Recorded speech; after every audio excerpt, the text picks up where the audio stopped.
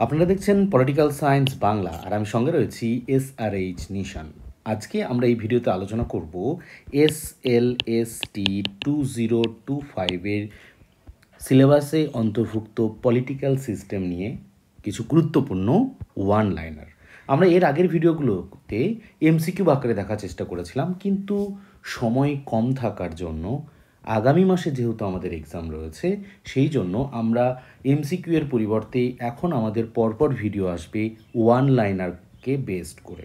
তো আমরা আজকে আলোচনা করব পলিটিক্যাল সিস্টেম যে থিওরি রয়েছে তার উপরে আলোচিত কিছু ইম্পর্টেন্ট ওয়ান লাইনার, যেগুলো আমাদের এক্সামে as a suggestive one liner হিসেবে আমাদের সামনে আসতে পারে। শুরু করা যাক আমাদের আজকের ক্লাস।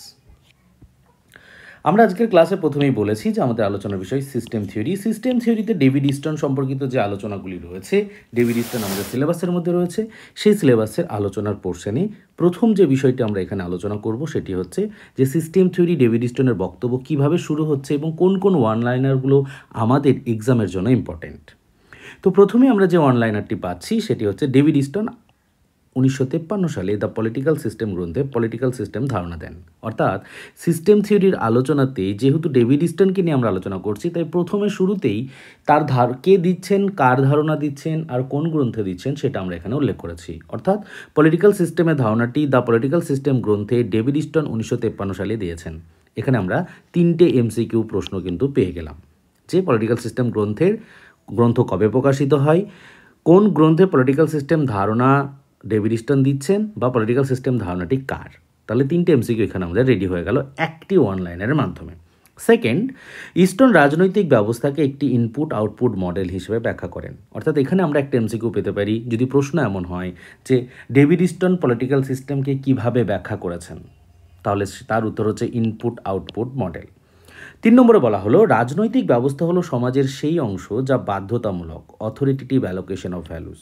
আমরা রাজনীতির সংজ্ঞা দিতে গিয়ে এই অথরিটেটিভ অ্যালোকেশন অফ ভ্যালুসের কথা আমরা পাই, কিন্তু ডেভিড ইস্টনের আলোচনাতে ডেভিড ইস্টন রাজনৈতিক ব্যবস্থাকে ব্যাখ্যা করতে গিয়েও তিনি সিমিলারলি এই অথরিটেটিভ অ্যালোকেশন অফ ভ্যালুসের কথা উল্লেখ করেছেন। ফলে প্রশ্ন যদি হয় যে ডেভিড ইস্টনের মতে রাজনৈতিক ব্যবস্থা বলতে তিনি কি বুঝিয়েছেন, তাহলে যদি এই অপশন থাকে, অর্থাৎ অথরিটেটিভ অ্যালোকেশন অফ ভ্যালুজের বক্তব্য বা অপশন যদি থাকে, তাহলে কিন্তু আমাদের উত্তর করতে হবে এটাই।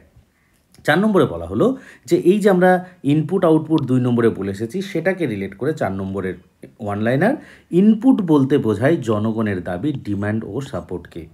অর্থাৎ যখন MCQ প্রশ্ন আমরা করব বা MCQ প্রশ্নের যে প্যাটার্ন যদি আমাদের থাকে, তাহলে সেক্ষেত্রে কিন্তু আমরা ইনপুট আর আউটপুটের কনসেপ্টের উপর কিন্তু কিছু MCQ আসতে পারে। এক্ষেত্রেও সেই প্রশ্নের উত্তর আমরা ওয়ান লাইনার আকারে দেখতে পারি। কি না, ইনপুট বলতে কি বোঝায়, না ইনপুট বলতে ডিমান্ড অ্যান্ড সাপোর্টকে বোঝায়, সেই বিষয়টি কিন্তু আমাদের খেয়াল রাখতে হবে। 5 নম্বর, আউটপুট বলতে কি বোঝায়, আউটপুট বলতে বোঝায় রাষ্ট্র বা রাজনৈতিক ব্যবস্থার সিদ্ধান্ত ও নীতিমালাকে। এবার এই যে ইনপুট আউটপুট পেলাম, ঠিক তার পরের ওয়ান লাইনারে বলা হলো 6 নম্বরে বলা হলো যে ফিডব্যাক হলো একটি গুরুত্বপূর্ণ উপাদান যা আউটপুটকে ইনপুটে পরিণত করে। তোমরা যখন ইনপুট আউটপুট মেথড দেখবে, তখন ওই ইনপুট আউটপুট মেথডের মধ্যে তোমরা দেখবে যে এই যে ইনপুটের কথা আমরা বলছি, এই যে আউটপুটের কথা আমরা বলছি, এই ইনপুটের ফলেই তো আমরা আউটপুটটা পাচ্ছি। আমাদের ডিমান্ড এবং সাপোর্ট থাকছে, তার ফলে তো আমরা পলিসিগুলো ইমপ্লিমেন্ট হতে দেখছি। এই যে পলিসিগুলো ইমপ্লিমেন্ট হচ্ছে আউটপুট হিসেবে পাচ্ছি, সেখান থেকে পুনরায় ইনপুটে পরিণত হওয়ার জন্য যেটা প্রয়োজন, সেটা আমরা ওই ক্ষেত্রে ফিডব্যাক হিসেবে দেখি। এইটাই এখানে 6 নম্বর ক্ষেত্রে বলা রয়েছে। 7 নম্বরে কি বলা হলো, 7 নম্বরে বলা হলো পলিটিক্যাল সিস্টেম একটি ওপেন সিস্টেম। এটা খেয়াল রাখতে হবে, পলিটিক্যাল সিস্টেম একটি ওপেন সিস্টেম যা পরিবেশকে ইনপুট গ্রহণ করে, যা পরিবেশ থেকে ইনপুট গ্রহণ করে। অর্থাৎ ডেভিড ইস্টনের মতে যে পলিটিক্যাল সিস্টেমের আলোচনা আমরা করি, সেই পলিটিক্যাল সিস্টেম হচ্ছে একটি ওপেন সিস্টেম। এটা আমাদের মাথায় রাখতে হবে। কেন না, পরিবেশ থেকে তিনি ইনপুট গ্রহণ করছেন, পরিবেশ থেকেই তিনি ইনপুট গ্রহণ করছেন, এনভায়রনমেন্ট থেকে তিনি ইনপুট নিচ্ছেন, সেই বিষয়টার জন্যই এটাকে ওপেন সিস্টেম বলে উল্লেখ করা হচ্ছে। 8 নম্বরে বলা হলো সিস্টেম থিওরি সামাজিক ও রাজনৈতিক পরিবর্তনকে বিশ্লেষণ করতে সক্ষম। এটাও MCQ আকারে আসতে পারে যে সিস্টেম থিওরিতে কোন বিষয়টি বিশ্লেষণ করে। সেখানে অর্থনৈতিক, সামাজিক, রাজনৈতিক আলাদা আলাদাভাবে দিল বা দুটো দুটো করে জুড়ে দিল, তাহলে এটা কিন্তু আমাদের মাথায় রাখতে হবে যে সিস্টেম থিওরি সামাজিক ও রাজনৈতিক পরিবর্তনকে বিশ্লেষণ করতে সক্ষম। 9 নম্বরে বলা হলো যে ইস্টনের মতে, অর্থাৎ ডেভিড ইস্টনের মতে রাজনৈতিক ব্যবস্থা টিকে থাকে ইনপুট আউটপুটের মধ্যেকার ব্যালেন্স বজায় রেখে। অর্থাৎ এই যে ইনপুট আউটপুটের কথা আমরা বলছি, এটার একটা ব্যালেন্স বজায় রাখার কথা কিন্তু এখানে উল্লেখ করা হচ্ছে। ঠিক তার পরের লাইনে বিষয়টিকে আরেকটু এক্সপ্লেনেশন দেওয়া হলো যে পলিটিক্যাল সিস্টেমের স্থিতিশীলতা নির্ভর করে ফিডব্যাক মেকানিজমের উপরে। অর্থাৎ পলিটিক্যাল যে সিস্টেমের কথা ডেভিড স্টোন বলছেন, সেই ডেভিড স্টোনটা ফিডব্যাক মেকানিজম। কোনটা ফিডব্যাক মেকানিজম? এই যে ইনপুট আউটপুটের মধ্যে যে ব্যালেন্সের কথা বলা হচ্ছে, সেই ব্যালেন্সটা যেভাবে থাকছে সেটাকেই তিনি ফিডব্যাক মেকানিজমের কথা বলে উল্লেখ করছেন। 11 নম্বরে তিনি বলছেন যে স্টোন তার তত্ত্বে রাজনৈতিক সংকট ও অনিশ্চয়তা বিশ্লেষণ করেন। ডেভিড স্টোন তার তত্ত্বে অর্থাৎ সিস্টেম থিওরিতে রাজনৈতিক সংকট ও অনিশ্চয়তাকে বিশ্লেষণ করেন। এটাও কিন্তু আমাদের একটু খেয়াল রাখতে হবে। 12 নম্বর এবং 13 নম্বরের দিকে যদি আমরা তাকাই, তাহলে আমরা দেখব যে 12 নম্বরে বলা হলো যে সিস্টেমের মধ্যে 5টি ধাপ রয়েছে। অর্থাৎ ডেভিড স্টোন যখন তার সিস্টেম থিওরি আলোচনা করছেন, তখন এই সিস্টেমের মধ্যে 5টি ধাপের কথা কিন্তু বলছেন। সেই 5টি ধাপের মাধ্যমেই কিন্তু ওই প্রসেসটা কিন্তু সম্পূর্ণ হয়। তাহলে প্রথমটা কি না, প্রথমটা হচ্ছে ইনপুট, তারপরটা কি, তারপরটা হচ্ছে কনভারসেশন প্রসেস, তারপর কি না আউটপুট, তারপর কি, তারপর ফিডব্যাক, এবং লাস্ট হচ্ছে এনভায়রনমেন্ট। এবার আমরা 13, 14, 15, 16তে দেখো পরপর আমরা এই যে short input, conversation process, output, ফিডব্যাকগুলো দেখেছি, তার একটা করে অর্থ কিন্তু আমরা এখানে দেখার চেষ্টা করব। তো পলিটিক্যাল সিস্টেম সমাজের মূল্যবোধের বন্টনের দায়িত্ব পালন করে। ওই যে অথরিটিভ অ্যালোকেশন অফ ভ্যালুজের কথা আমরা বলেছি, পলিটিক্যাল সিস্টেম সমাজে মূল্যবোধের বন্টনের দায়িত্ব পালন করে, এটা আমরা এখানে দেখতে পাবো। 14 নম্বরে কি বলা হলো? কনভারসেশন প্রসেস, অর্থাৎ সরকারি প্রতিষ্ঠানগুলির মধ্যে সিদ্ধান্ত গ্রহণ প্রক্রিয়া। ওই যে তোমাদের মাথায় থাকতে পারে ব্ল্যাক বক্স মডেল, অর্থাৎ সিস্টেম থিওরির মধ্যে যে একটা ব্ল্যাক বক্স মডেল রয়েছে, অভ্যন্তরীণভাবে এই যে ব্ল্যাক বক্স মডেলটা রয়েছে, ব্ল্যাক বক্স মডেল, অর্থাৎ ইনপুট এবং আউটপুট যেভাবে যে প্রসেসে পরিচালিত হচ্ছে, সেই প্রসেসটা কিভাবে হচ্ছে, তার অভ্যন্তরীণ ঘটনাটা কিভাবে সংগঠিত হচ্ছে, সেটা কিন্তু বাইরে থেকে দেখা যায় না। এই জন্য ডেভিড স্টোনের এই সিস্টেম থিওরির মধ্যে ব্ল্যাক বক্সের কনসেপ্টও কিন্তু রয়েছে।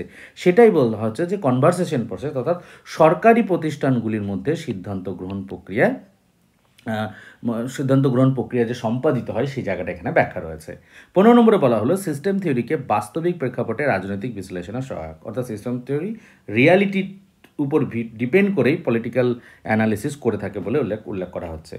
16 নম্বরে বলা হচ্ছে যে সিস্টেম তত্ত্বকে বিহেভিয়ার রেভলিউশনের এক অংশ বলে মনে করে। অবভিয়াসলি আমরা জানি যে ডেভিড স্টোন হচ্ছে বিহেভিয়ার থিঙ্কার, তো বিহেভিয়ার থিঙ্কার সিস্টেমের আলোচনাতে বিহেভিয়ার রেভলিউশনের অংশ, এটাও আমাদের মাথায় রাখতে হবে।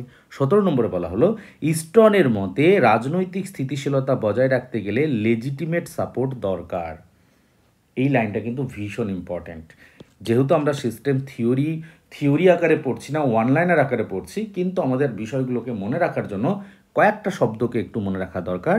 যে স্টোনের মধ্যে রাজনৈতিক স্থিতিশীলতা, অর্থাৎ পলিটিক্যাল যে স্টেবিলিটি, সেটা কার উপরে ডিপেন্ড করে না লেজিটিমেট সাপোর্টের উপর ধর্মটা। এই লেজিটিমেট সাপোর্ট মানে কি? বৈধ সরকারি প্রক্রিয়া। লেজিটিমেট মাত্র শব্দের অর্থ হচ্ছে বৈধতা প্রদান করা, অর্থাৎ রাজনীতিতে যে বৈধীকরণ রয়েছে, সেই বৈধীকরণের উপরেই কিন্তু পলিটিক্যাল স্টেবিলিটিটা ডিপেন্ড করে, সেটা কিন্তু ডেভিড স্টোন তার আলোচনায় উল্লেখ করেছেন।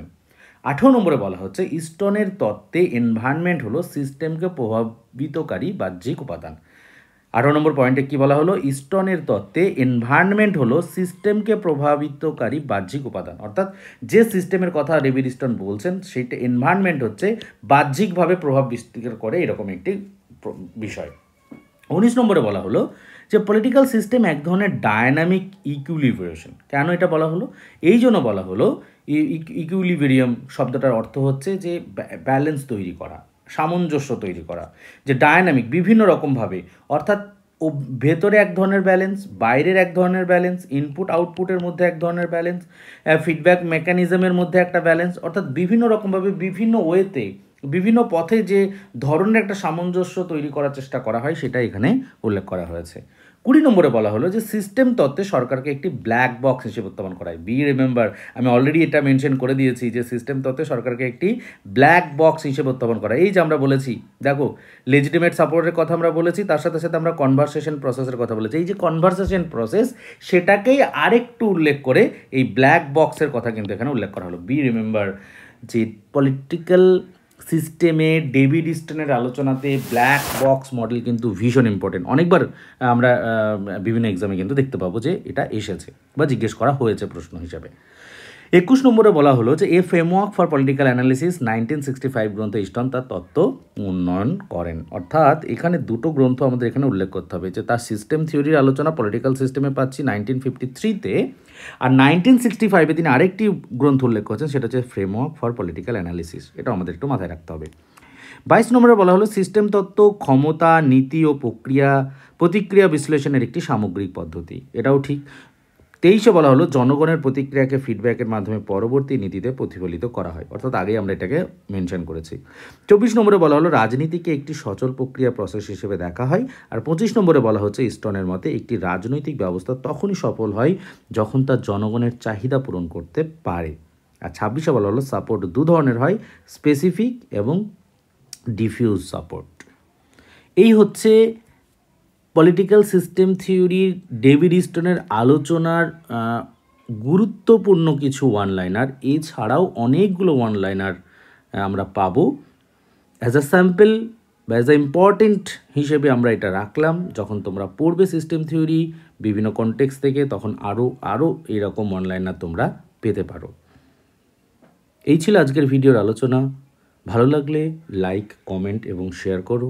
সুস্থ থাকো, ভালো থাকো, এসএলএসটি এক্সাম সকলের ভালো হোক এই আশা নিয়ে এই ভিডিও শেষ করলাম।